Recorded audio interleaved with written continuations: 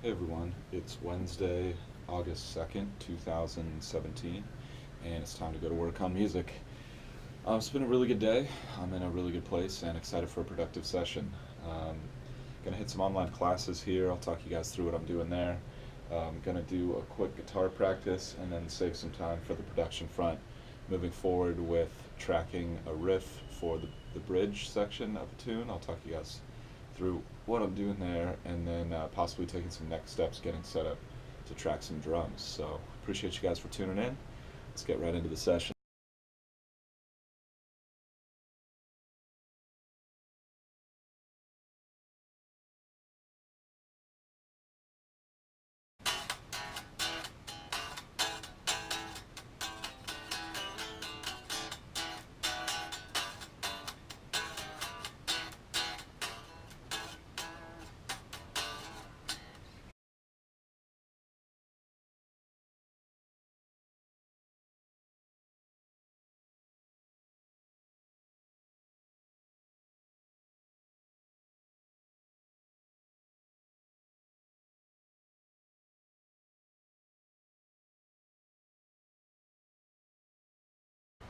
All right, really good session today. I'm really happy, and it's great to be getting some longer sessions in. Honestly, it makes a huge difference in terms of productivity and just ability to get and stay in the zone for long enough to really make significant progress on a day in day out basis. So more on that in a sec. Started with my online classes, just getting more into the launch day strategies, scheduling social media posts. A lot of this stuff is obvious, but if you don't have a checklist, it's easy to let that stuff slide and not really get it done the right way. And the instructor will often give little tips that really make a big difference. For example, she recommends don't share a YouTube video on Facebook because the Facebook algorithm suppresses YouTube shares because they don't want people to leave Facebook to go to YouTube, and there's a lot of competition on the video spectrum now. So if you want your video to get shown and shared, upload a direct video to Facebook, and to tell people in a very personal way, hey, it's launch day, my record just came out, I'm really excited, here's the link if you want to check it out. And then you can do whatever you want with that. You can give a streaming link, you can give a download link, you can give a buy link. I mean, it's really just a way to personalize and utilize the platform in an awesome way. And that was some great, really good insider information there. So I then got into my songwriting class and was just doing a little bit of review about songs that are constructed of just one progression for the entire song, just like a 1/7 to a 4/7 or something is really common. A song like "Feeling Alright" by Joe Cocker, or "In the Midnight Hour" by Wilson Pickett. Um, it's just that progression the entire tune, and then they'll switch up the melody and the rhythm in the chorus, and then maybe add some parts to kind of build the chorus up. But really, it's the same chords, which is really interesting. Um, then from there, I got into a good guitar practice, moving forward with my Musicism online class, and the instructor was giving some tips about drop D tuning, and I'm going to get into some of the exercises with that in a couple days. But my guitar that I use mostly, my Ibanez S series, has a locking nut so that the tremolo floating bridge doesn't destroy the guitar's tuning every time you use it. So I didn't really want to mess with the tuning on that, especially because I'm recording with some stuff that is in standard tuning right now with that guitar. So I wanted to leave that untouched. And I was like, wouldn't it be great if I had another guitar I could put in drop D to play around with this stuff? I remembered from G4 Experience 2014, the very first one, I got a free guitar. Well, not free. I mean, I paid for the I paid for the whole camp. But they gave me a guitar when I signed up, and it's just been sitting in a box. I don't think I've ever played it. It's completely like shrink wrapped, the whole thing. So I busted that out for the first time, and it's got this great, really weird sound where it's kind of buzzing on the frets, and it sounds almost sitar-like, which is kind of cool. Um, so I put that in drop D. I tuned it up for the first time ever, and then put that in drop D and was just playing around with that a little bit. And I'm excited to explore that world, and it just like kind of changes the way the brain maps the fretboard, which is really cool. I'm really digging it.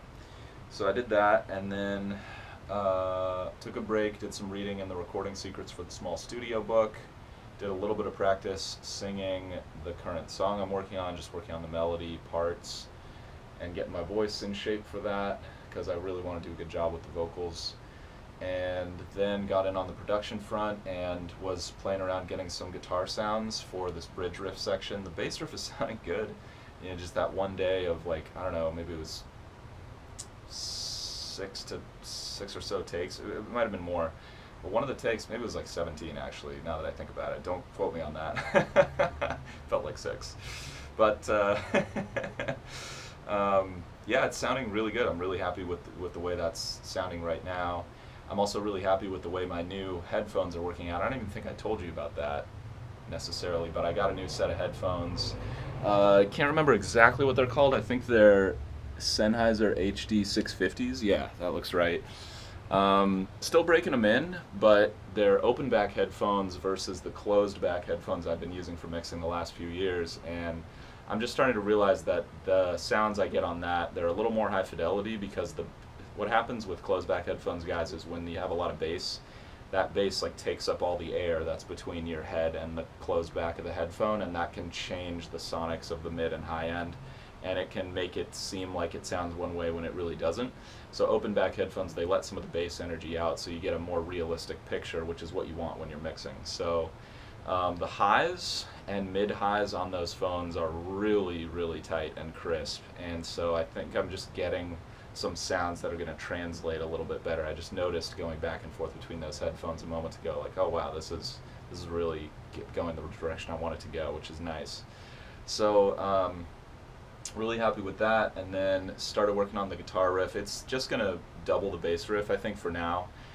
So I was just playing around with how I wanted it to sound, just building a tone from the ground up, basically. I just like wiped a patch and put a couple amp modeler things on there using the GT8, my floor pedal that I really like, and just started mixing that in with the track, and then did a couple takes. I think what I'm going to do is add some effects in Logic, so possibly some reverb or some delays, rather than printing the reverbs and delays and not having as much control over that in the mixing phase. I'll see about that. I haven't really done that very much before. I think I've done it once, so this is sort of new territory for me that I'm breaking into right now. So that'll be great. So I just did some scratch takes, nothing that awesome. I'll listen back to them tomorrow, and then I'll put the effects on, and what I'd like to do is get the effects mix like close to what it's actually going to be in the final recording, and then track with that, because I think that's going to help me get the best overall sound and the best performance as close to it should sound in the final mix. So that's where I am today. I appreciate you guys for tuning in. Let me know if you have any thoughts or questions on any of that stuff. It's definitely a big session, a lot packed in there, which I'm really happy about. And it's probably just worth noting real quick, I started the session a little off. I'm dealing with a little bit of stuff in my personal life. I don't want to go into the details of that right now, but there's this great magic of just showing up, getting in the routine, doing work, not getting too distracted by other stuff that's going on, and just kind of blocking things out and just focusing. And there's a real magic to that that just can create a lot of momentum creatively for you. So if you're struggling with that, I would just encourage you guys to just do work. Just whatever the next phase in your development is, whether it's your business or your music or your exercise regimen or whatever it is, whatever you're trying to grow or whatever you're trying to do with your life, just don't think about it. Just get up and do it right now for 10 minutes. 10 minutes is all you need to get great momentum, even 3 minutes sometimes. And then 2 hours later, you're like, oh my gosh, I can't believe it's been 2 hours I've been working on this, you know.